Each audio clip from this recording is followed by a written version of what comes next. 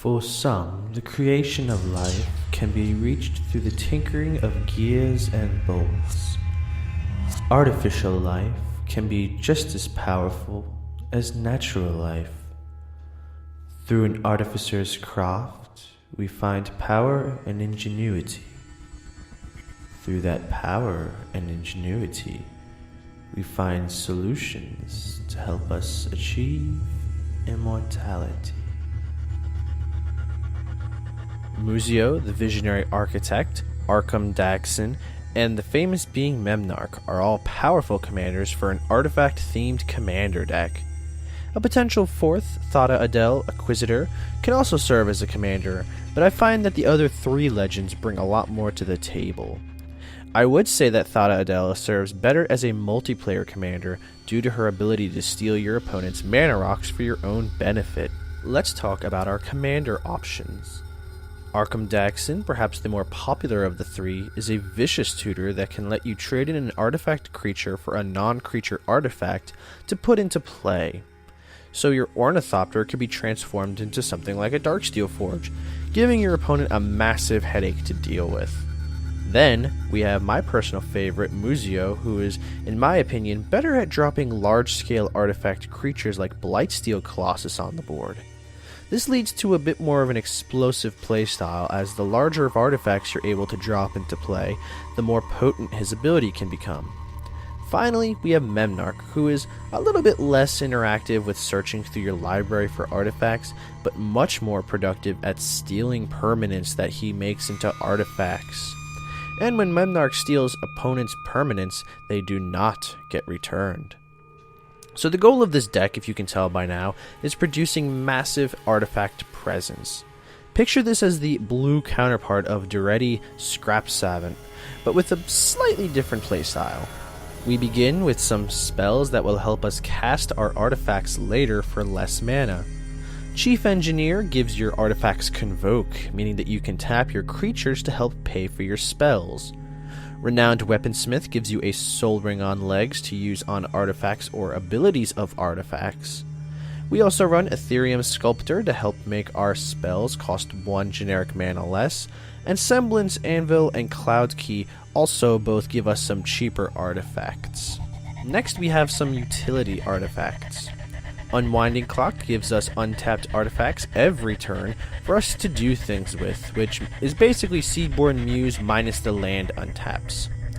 Prototype Portal can give us an army of an artifact creature, or give us a ton of soul rings. Either way, you get immense value out of just one artifact. Clock of Omens opens up the door to some crazy untapped shenanigans. Letting us tap 2 artifacts to untap 1 artifact makes it so you can reuse certain key artifacts. Blinkmoth Urn will give us more colorless mana than we'll know what to do with. The more artifacts that you have in play, the more mana you produce.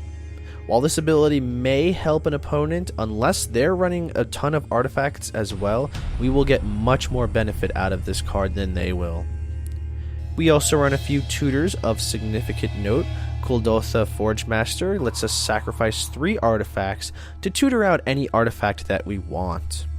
Reshape lets us upgrade an artifact into something bigger, and Fabricate moves an artifact to our hands. Now let's talk about some really powerful artifacts that will help this deck go off. Etched Champion almost always has protection from all colors and is an ideal candidate for the prototype portal.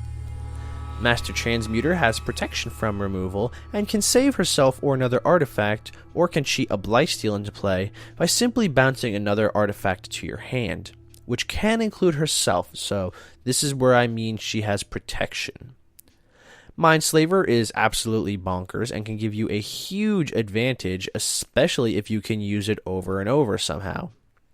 Darksteel Forge makes your board immune to board wipes and often confirms a victory for you. Combining it with something like Nevinyrral's Disc to repeatedly blow up your opponent's field, and you will have the board on ultimate lockdown. Platinum Empyrean locks your life total in place, so absolutely no damage or life paying will get through to you. Finally, and perhaps my favorite enchantment of the deck, March of the Machines will make every non-creature artifact into a creature. Take that Spine of Ishsa, and it suddenly becomes a 7/7 artifact. This is a powerful ability that gives added usage to certain non-creature artifacts. Lastly, which is a win con on its own, the Darksteel Reactor puts a clock on the game, which left untouched will literally win you the game. Now let's talk about the mana base. We are in mono blue, so we don't need to worry about fetches or shock lands or dual lands or any of those super expensive lands. We do run a few non-basics such as Tectonic Edge and Ghost Quarter to handle your opponent's lands.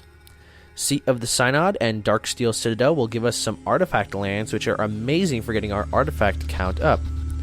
Buried Ruins will help you recover artifacts from the grave, and lastly some creature producers, Foundry of the Consuls, Urza's Factory, and Gargoyle's Castle will give us some creature feed.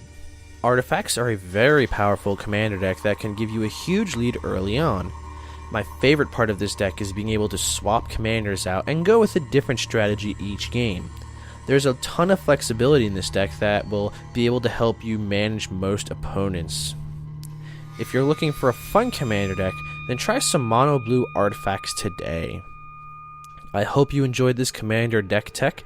If so, remember to tap that like button, it really helps the channel out. And lastly, if you're new to the channel, remember to subscribe and join the Planeswalker project today.